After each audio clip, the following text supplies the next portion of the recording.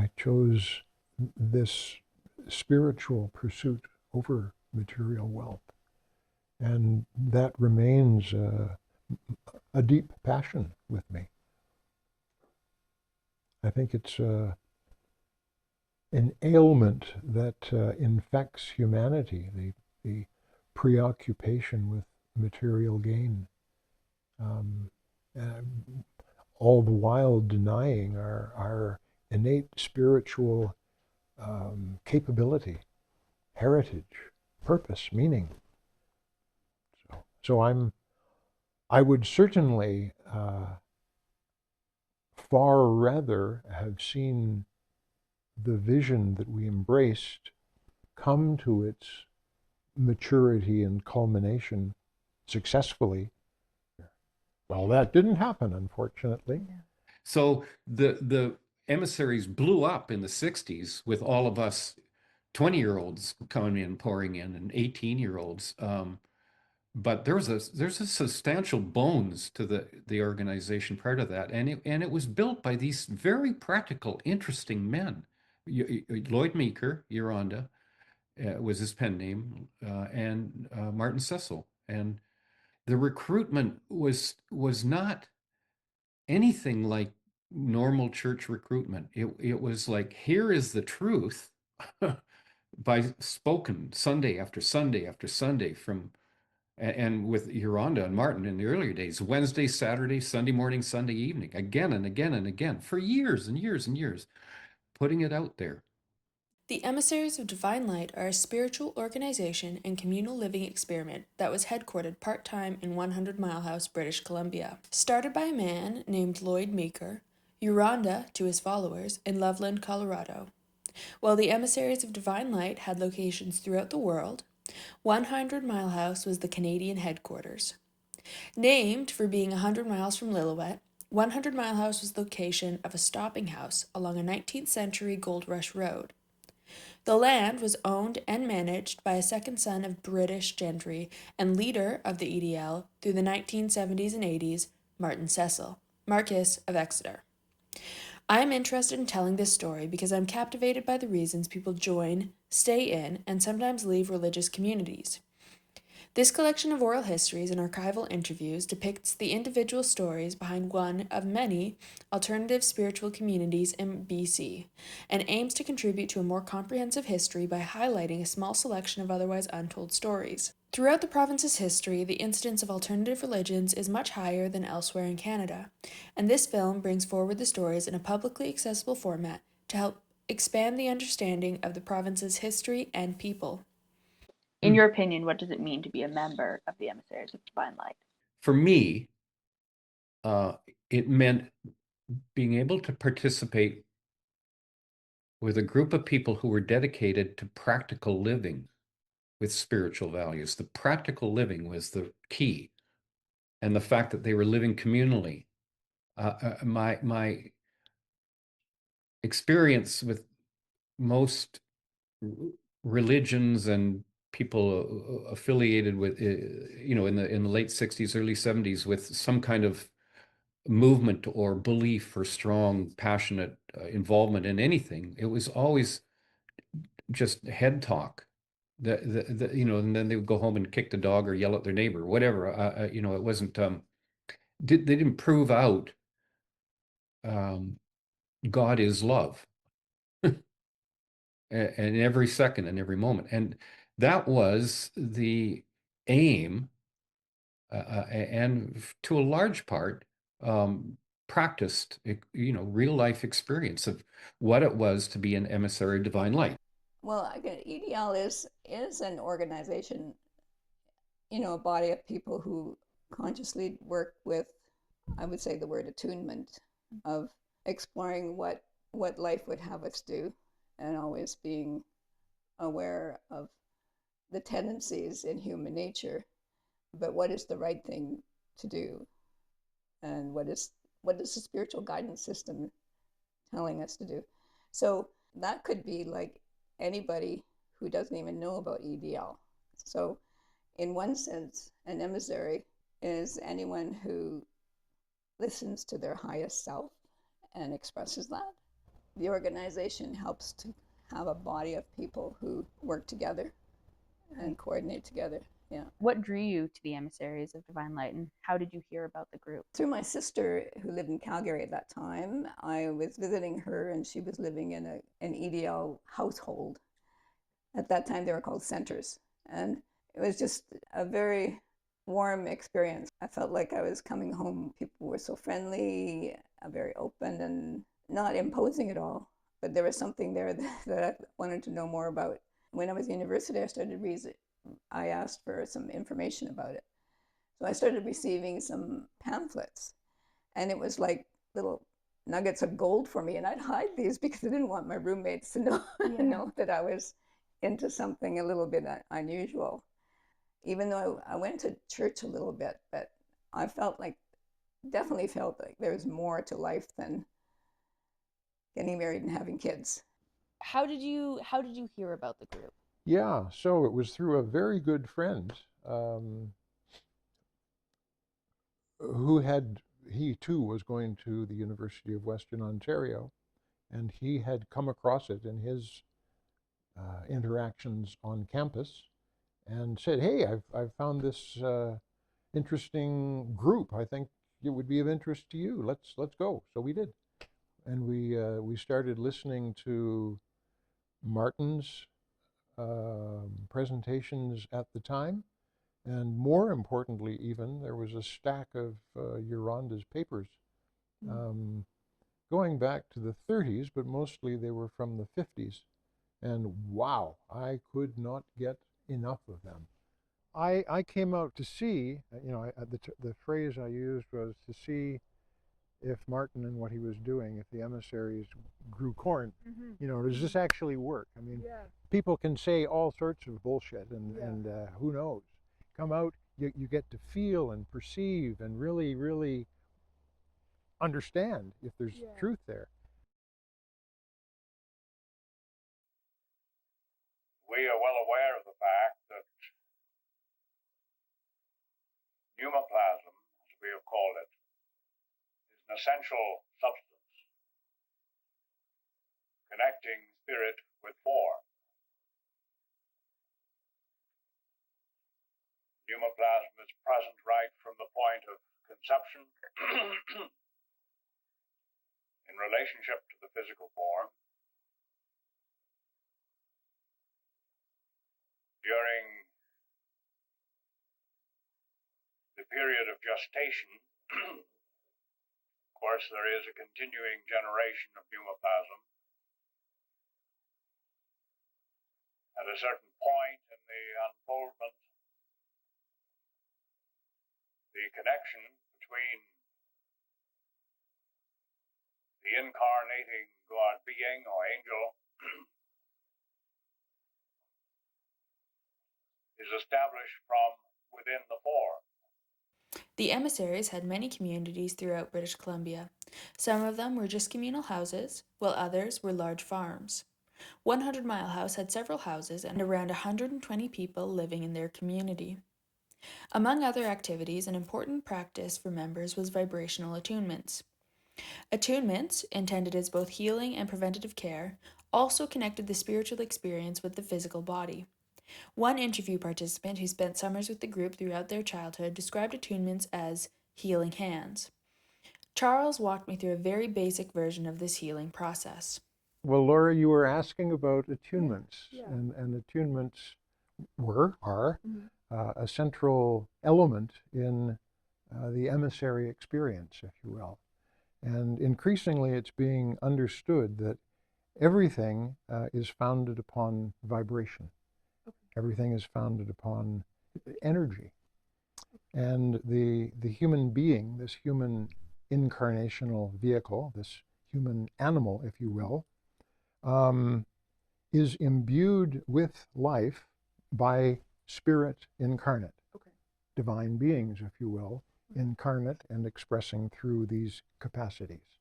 A way to enter that territory is simply to put your hands together and feel a warmth between your hands. perhaps particularly it can be perceived in the palms of the hands. Okay. And when you've got that, have you got that? Cool. So just slowly move your hands apart and see how far you can perceive that energy is still functioning.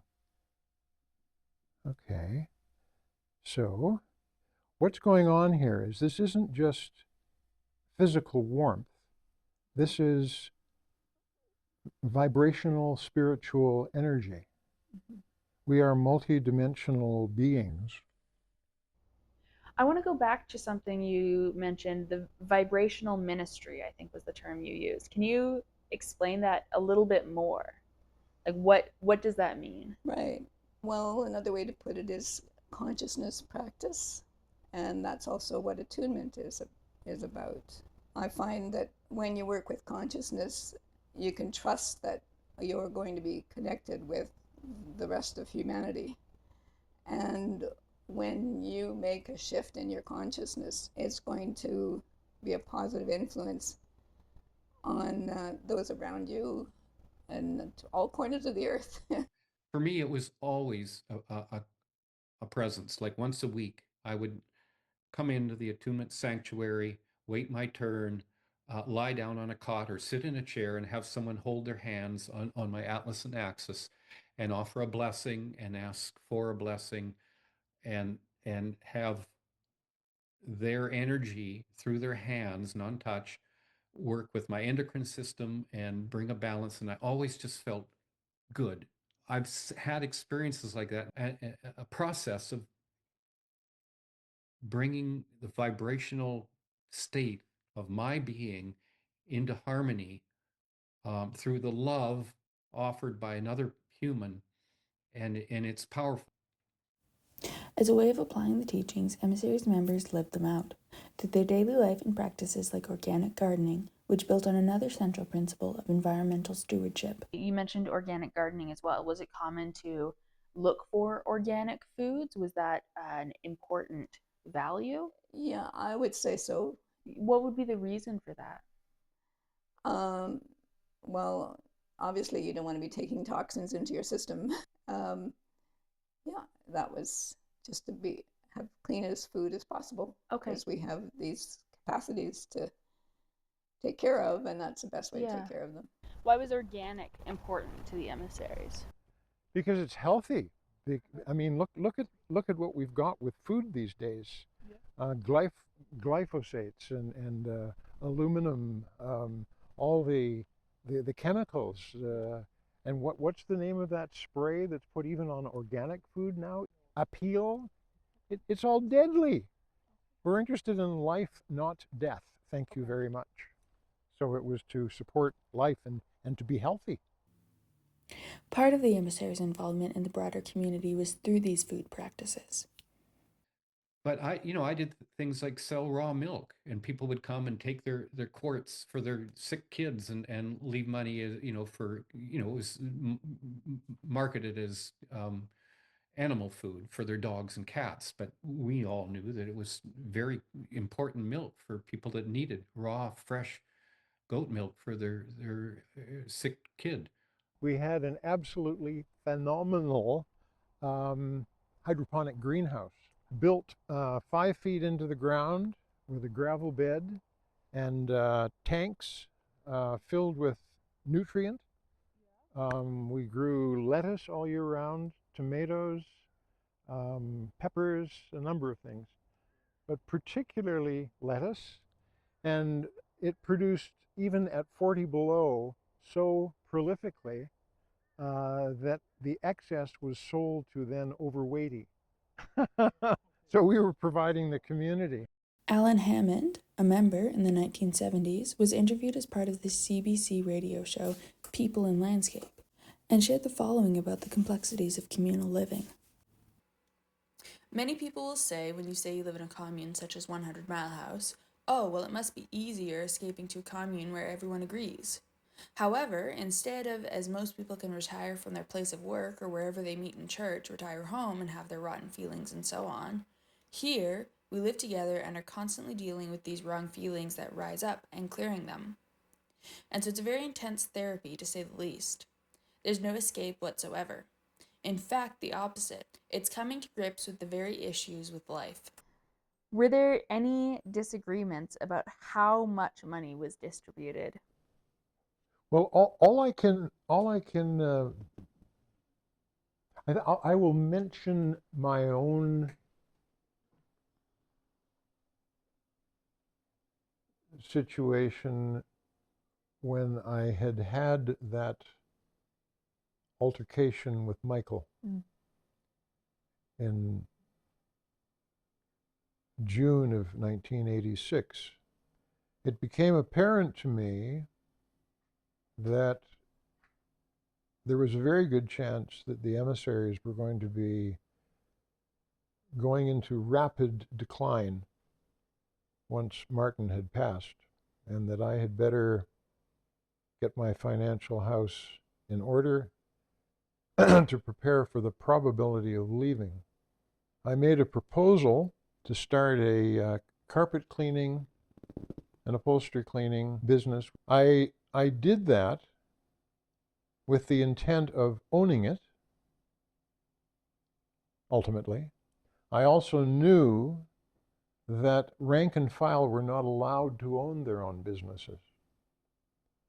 Period. End of story. But I needed to prepare to get on with my life, and there was no golden parachute, no anticipation that the emissaries would fall apart and we would be left bereft with nothing. No home, no RRSP, no even CCP. So zero preparation in a real sense, a real worldly sense of financial preparation and anticipation of the organization falling apart. And it was far from an easy thing to do. But I bloody well knew I had to, because I sure as hell was not going to step out into the world with nothing. Suitcase and the clothes on my back. Not this boy. Why did you leave the 100-mile community? I increasingly found it unfriendly. And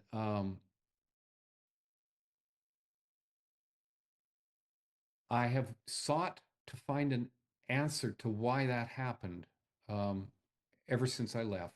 To put it in a one example of what it was that made me leave. Things are very quickly changing over a year or two in the early 90s, and to the point where we were no longer contributing all our earnings and getting $100 a month back, and then asking the finance committee if we ever needed more than that. So we all lived on $100 a month, all of us. And that changed, and it began where we were starting to have to pay rent, and we were having to, we still had communal food. It was kind of complicated how it worked. But I began running a landscape company, and I needed occasionally, once a month, needed to do something in a shop.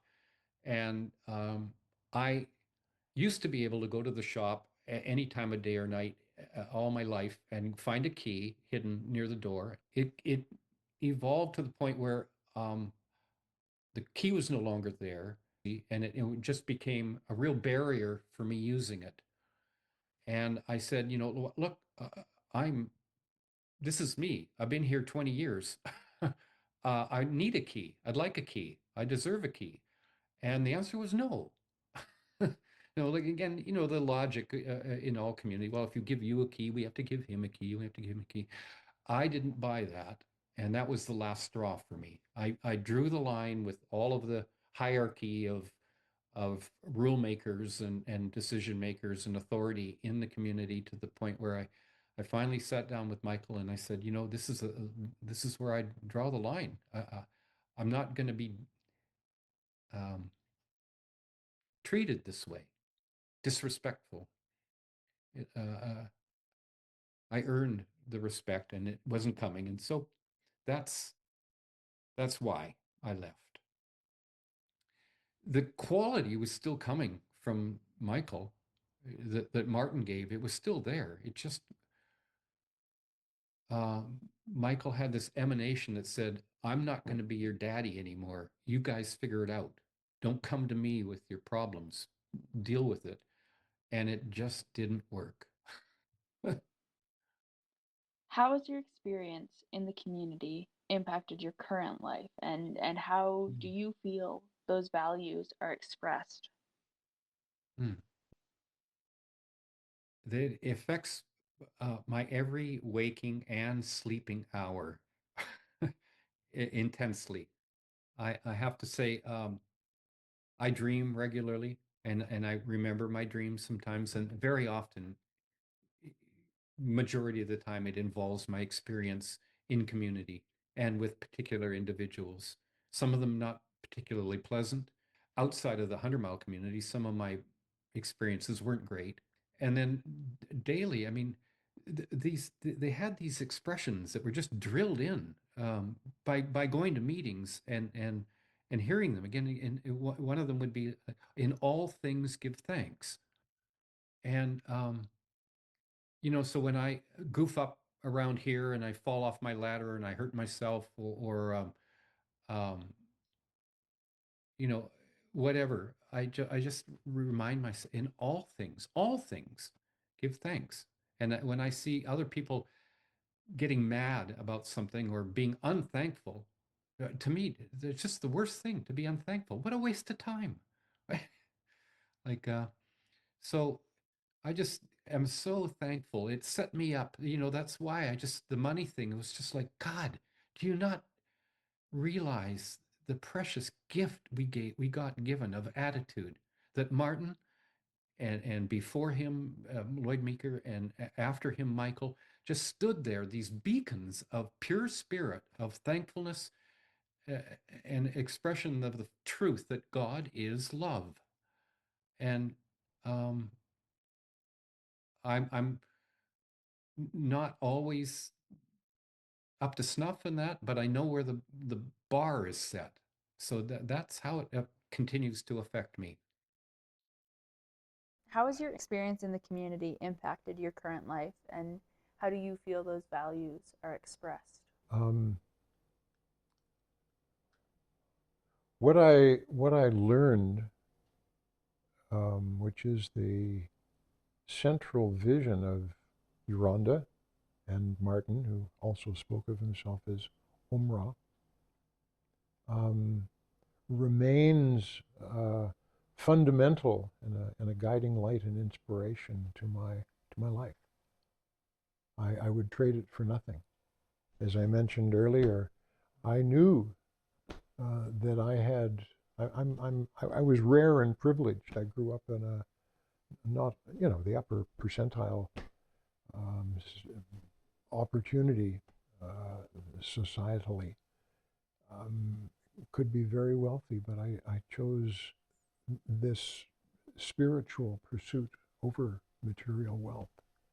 And that remains a deep passion with me. When I felt like there was more to life in my 20s, I felt like I've learned so much. I feel very thankful for that. Of knowing who I truly am and sharing that. Yeah. I don't know why I'm emotional. Yeah, about do you it need some Kleenexes? It's a lot of years. Yeah. Okay, give me. Okay. Let's see. Your question was, how has it impacted me? Yeah. Well, it impacted how I raise my kids, I feel, too. Yeah. So they have never been encouraged to be part of EDL, and so I really feel like they are emissaries in their own way, even though they wouldn't say that they are, and they didn't ever resist what my husband and I were participating in. But they gave them a great foundation to spread their wings on their own and do what they need to do. Yeah. So I feel that, yeah, it's been grounding and feeling like knowing my purpose and not just being able to verbalize it, but going about life in a purposeful way. Yeah.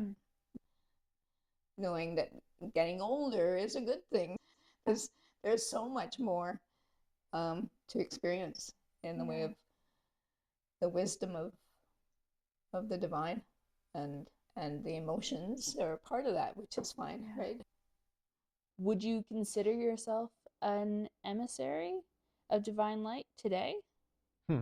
I would say yes, absolutely. Yeah. Interesting. Yeah. Yeah. The vision that Yoronda and Martin shared at the, which is the heart of the teachings of both those men, it stands yet more true. It has served me as a litmus test for truth and reality for the last, since coming across it in 1968, 69. And all it has done is proven itself to be absolutely true. So I'm profoundly grateful.